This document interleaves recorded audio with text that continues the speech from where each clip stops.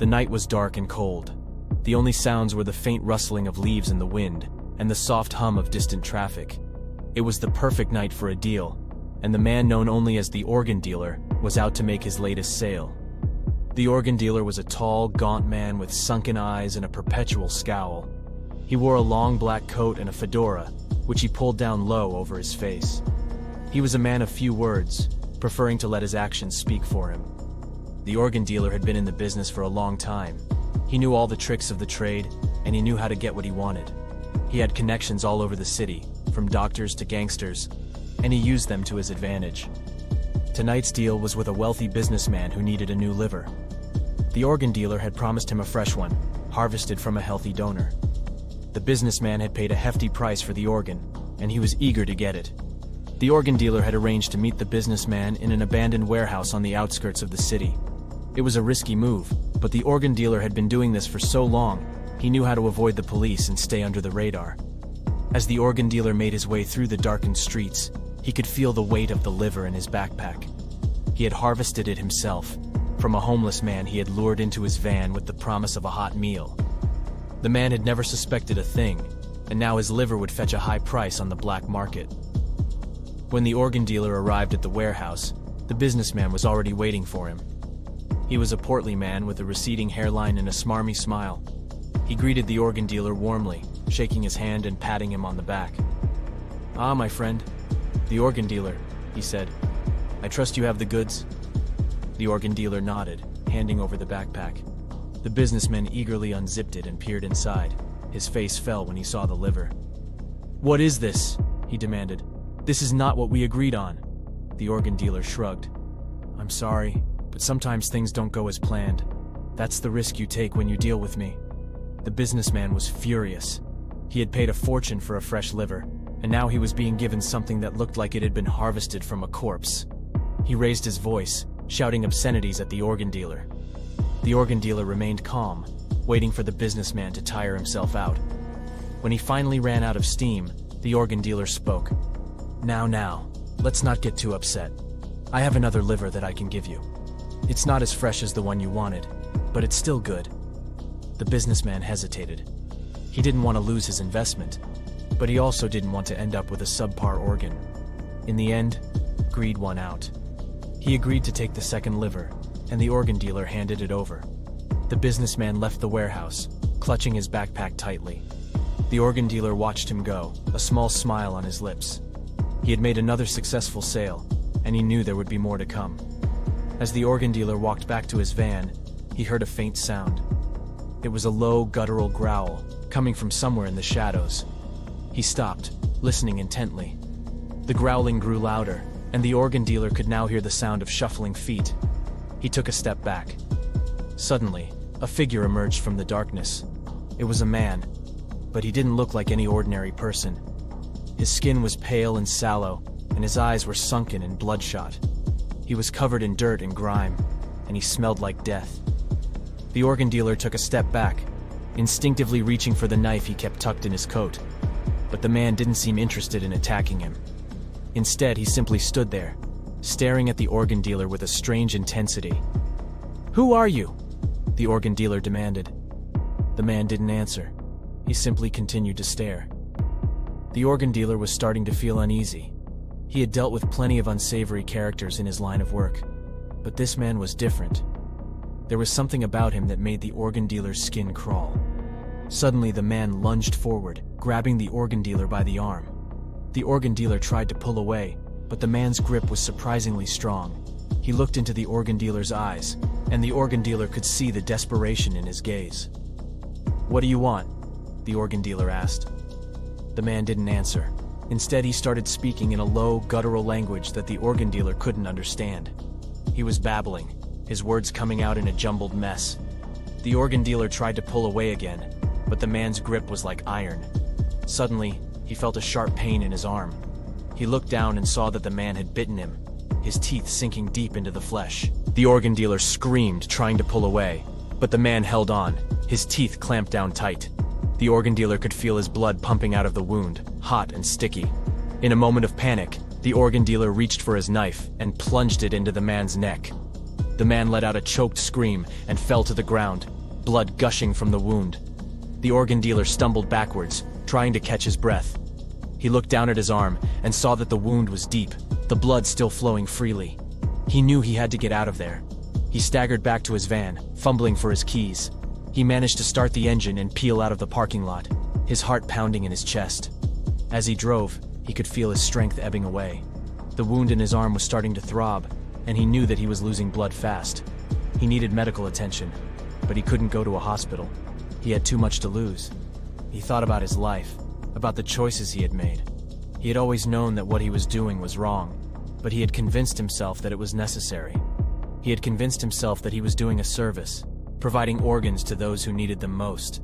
But now, as he felt himself slipping away, he realized that he had been fooling himself. He was a monster, a parasite, preying on the vulnerable and the desperate. And now, he was paying the price. The organ dealer swerved off the road and crashed into a tree. The impact was brutal, and he felt his consciousness slipping away. He knew that he was dying, that his time was up. As he took his last breath, he saw the pale, sallow face of the man he had killed. He realized that he had been wrong about him, that he had misjudged him. The man hadn't been a monster. He had been a victim, just like all the others the organ dealer had exploited.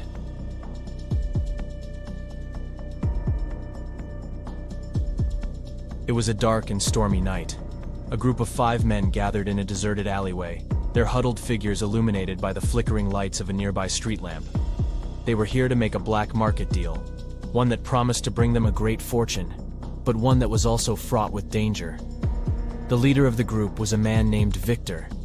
He was a tall, lean man with a shrewd expression and a calculating gaze. He wore a long coat that flapped in the wind, and he carried a briefcase that was filled with cash. Victor had been in the black market business for years, and he knew how to get what he wanted, no matter the cost. The other 4 men were his associates, hired guns that he had recruited for this job. They were a rough and ready bunch, with tattoos and scars covering their skin.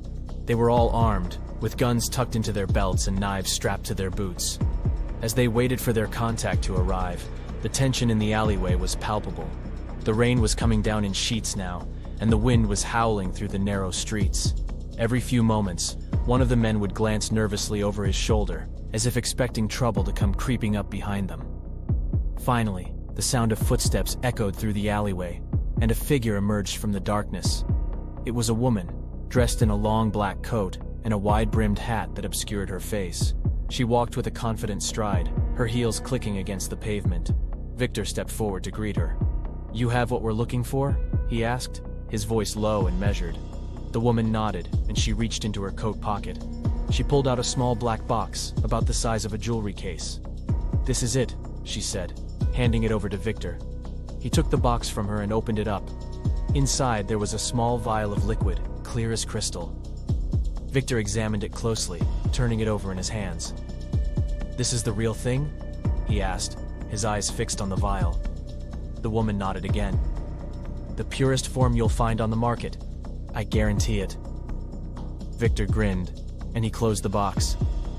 "Excellent," he said. "The money's all here."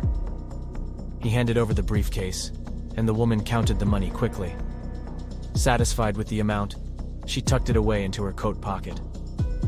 "Pleasure doing business with you," she said, before turning to leave. But just as she was about to disappear back into the darkness, one of Victor's associates spoke up. "Hey, wait a minute," he said, his voice slurred with alcohol. "What's to stop us from just taking that vial and running off with it?" The woman paused, and she turned to face the group. "You wouldn't want to do that," she said, her tone ominous. But the drunken associate wasn't deterred. "Why not?" he asked, taking a step forward. "We got the money. We could just kill you and take the vial, too." The woman's expression darkened, and she reached into her coat pocket once more. This time she pulled out a gun, pointing it directly at the group. "You really don't want to do that," she repeated, her voice low and deadly. But the drunken associate was beyond reason. He lunged forward, drawing his own gun from his belt. The sound of gunfire echoed through the alleyway, and chaos erupted. The other associates jumped into action, drawing their own weapons and firing blindly at the woman. But she was fast, agile, and skilled. She moved with an unnatural speed, dodging their shots and returning fire with deadly accuracy. Victor tried to intervene, to stop the violence before it spiraled out of control. But it was too late. The drunken associate was already dead, his body slumped against the wall, blood spilling from the wound in his chest. The other associates scrambled for cover, firing wildly at the woman as she continued to advance on them. But it was no use. She seemed almost invincible, dodging their shots with ease and returning fire with deadly precision. One by one, the other associates fell. They were no match for the woman's skill and determination, and in the end, it was just Victor and the woman left standing, facing each other across the narrow alleyway. Victor held up his hands in surrender, his briefcase of money forgotten on the ground beside him. "Please," he said, his voice trembling. "We don't have to do this. We can make a deal." But the woman just laughed, a cold, humorless sound. "It's too late for that," she said. "You should have thought about that before you tried to double-cross me." And with that, she fired a single shot, the sound of the gunshot echoing through the alleyway. Victor's body slumped to the ground, blood pooling around him. The woman walked over to the briefcase of money and opened it up. She counted the cash quickly, a satisfied smile spreading across her face. "Not a bad haul," she murmured to herself. And with that, she disappeared back into the night, leaving behind a trail of bodies and a story that would haunt the city for years to come. As the police arrived on the scene, they found only the bodies of the dead associates and the shattered remains of the black market deal gone wrong. The vial of liquid that had sparked the violence was nowhere to be found, leaving behind a mystery that would never be solved. But for those who had witnessed the violence, who had seen the woman's cold and calculating gaze, there was no doubt about the truth. They knew that the black market was a dangerous and deadly game, and that the price of playing was often far too high.